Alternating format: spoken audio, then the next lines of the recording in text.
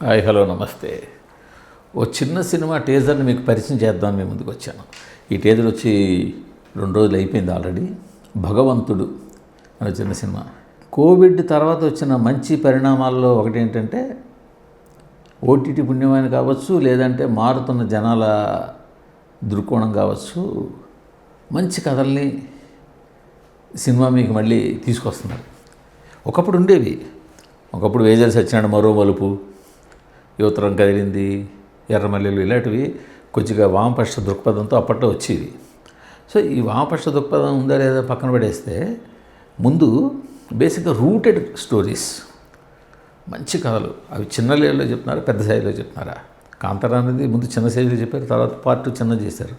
రంగస్థలం అనేది చాలా పెద్ద రేంజ్లో చెప్పారు. దండోరా అనేది చిన్న రేంజ్లో చెప్పారు. సో ఏ రేంజ్లో చెప్పినా ఒక రూటెడ్ విలేజ్లోని అసమానతలు, అన్యాయాలు, ఇలాంటి వాటిని తెరకెక్కించడము, వాటిని చాలా ఇంటెన్సిటీతో చెప్పడం అన్నది ఈ మధ్యకాలంలో బాగా అయింది. ఎంతోమంది మేకర్లు దీంతో ముందుకు వస్తున్నారు. సో రవి పనస అనే ప్రొడ్యూసరు ఈ చిన్న సినిమాని భగవంతుడు అనే దాన్ని చేస్తున్నారు. దీనికి హీరోగా తిరువూరు, హీరోయిన్గా ఫరియా అబ్దుల్లా వీళ్ళు చేశారు.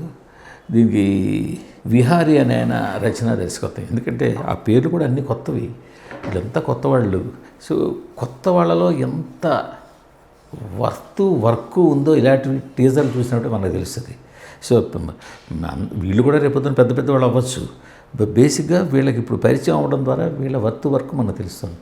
భగవంతుడు టీజరు ఒక రూటెడ్ విలేజ్ స్టోరీ. ఒక 2 లైన్లో కథ ఎలా ఉండబోతుందో చెప్పాడు అతను. ఏంటంటే 2 రకాల వ్యవహారాలు ఉంటాయి. ఒకటి దేవుళ్ళే మనుషులుగా అవతరించిన వాళ్ళు, రాముడు, కృష్ణుడు, వీళ్ళంతా దేవుళ్ళే మనుషులుగా అవతరించిన వాళ్ళు. కొన్ని మనుషులే దేవుళ్ళ కింద అవతారం ఎత్తిన వాళ్ళు. సాధారణంగా ఇవి మన విలేజుల్లో పూనకాలు అంటామా, లేకపోతే దానికి రకరకాల పేర్లు ఉన్నాయి. ఇలాగా వీళ్ళు దేవుడు వాళ్ళ మీద పోనడం అనో, లేకపోతే దేవుడు ప్రతినిధులు అనడము, ఇలా చేసి జనాలతోటి, జీవితాలతోటి అన్ని చోట్ల కాకుండా కొన్ని చోట్ల ఆడుకునే వ్యవహారం కనిపిస్తుంటుంది. అసలు త్రూఅవుట్ టీజర్ మొత్తం ఎక్కడా కూడా వంక పెట్టడానికి లేకుండా, మరి ఏదో చిన్న డైరెక్టర్ ఏదో తీసేళ్ళారా, 2-3 ఫ్రేములు బాగున్నాయి కానీ అనుకోకుండా లేకుండా ప్రతి ఫ్రేము బాగుండేలాగా తిరువురు కానీ ఫరియా అబ్దుల్లా కానీ అసలు ఆ తీసిన కొన్ని సీన్, ప్రతి సీన్ కొత్తగా ఉంది. సరే చాలా సినిమాలు చూసేం లేదు ఇవి అనుకునేటట్టు కాకుండా కొత్తగా ఉంది. చాలా బలంగా చెప్పారు కథని, చాలా బలంగా చెప్పే ప్రయత్నం తెలుస్తోంది టీజర్లో. సో టీజర్ అనేదే మొత్తం సినిమాని మనం జస్ట్ ఇలా టచ్ చేసి చూస్తే తెలిసేలాగా, అంటే అన్నం అంతా ముట్టుకోకలేదు, మెతుకు ముట్టుకుంటే చాలు తెలుస్తుంది అంటేనే. సో ఆ టీజర్ తెలిసిపోతుంది. అంటే ఆ డైరెక్టర్కి వర్క్ ఉందా లేదా, వర్త్ ఉందా లేదా, ఆ డైరెక్టర్ స్టామినా ఏంటి, ఆ సినిమా స్టామినా ఏంటి, కథ ఎంత లోతుగా ఉంది, ఎంత బలంగా ఉంది, ఇవన్నీ కూడా ఆ టీజర్ చెప్పగలదు. సో టీజరు, ఆ భగవంతుడు అనే టీజరు సో అంత బలంగా ఉంది. సో మేబీ చిన్న స్టార్ కాస్ట్ ఉండొచ్చు, చిన్న ప్రొడక్షన్ వాల్యూస్ కావచ్చు, బట్ క్వాలిటీకి ఎక్కడ లోట్లేదు, క్వాలిటీ బాగుంది. సో బలమైన కథ చెప్తున్నారు.